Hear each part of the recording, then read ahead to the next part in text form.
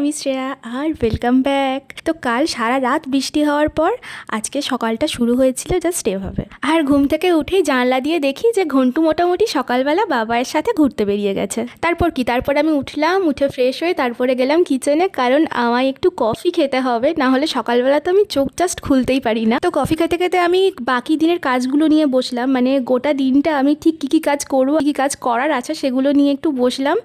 আর তারপর কফিটা শেষ করার পর আমি গিয়েছিলাম জিমে। আর আজ ছিল আমার ব্যাক ডে, আর তার সাথে অ্যাবসও ছিল। মানে হাড় ভাঙা খাটুনির পর আমি যখন বাড়ি ফিরলাম তখন আমার তো বিন্দুমাত্র কোনো এনার্জি ছিল না।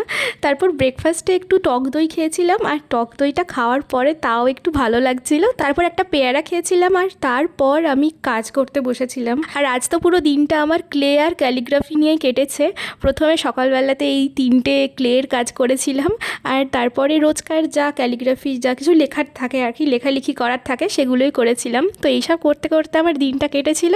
তারপর দুপুরবেলা লাঞ্চ করে নিয়েছিলাম, খুবই সিম্পল লাঞ্চ ছিল। লাঞ্চ করার পর ঘন্টুর সাথে একটু খেললাম, আর ওটা তো আমার রেগুলার রুটিন বলতে পারো। ওর সাথে একটু গোটা দিনে না কথা বললে, না খেললে আমারও মন খারাপ থাকে আর ওরও ভালো লাগে না। তারপর তো ঘুমিয়ে গেছিলাম। আর ঘুম থেকে ওঠার পর বিকেলবেলা মা একটু চিড়ে আর বাদাম ভেজে দিয়েছিল, অল্প একটু খেলাম সেটা। আর তারপরে গিয়েছিলাম চা খেতে। উদ্দেশ্য চা খাওয়ার না, উদ্দেশ্য হচ্ছে ঘোরার। একটু না বিকেলবেলা বেরোলে, সন্ধ্যেবেলা না একটু বেরোলে আমার মন টন ভালো থাকে না। আর তারপর বাইরে বেরোনোর পর তো রাস্তার মধ্যে বৃষ্টি এসেছিল, দাঁড়ানোর তো সময় পাইনি, ভিজে গেছি আবার বৃষ্টিতে ভেজা। তারপর চাটা খাওয়ার পর বাড়ি ফিরলাম, আর ডিনারে ছিল সেদ্ধ চিকেন আর তার সাথে অল্প একটু ভাত।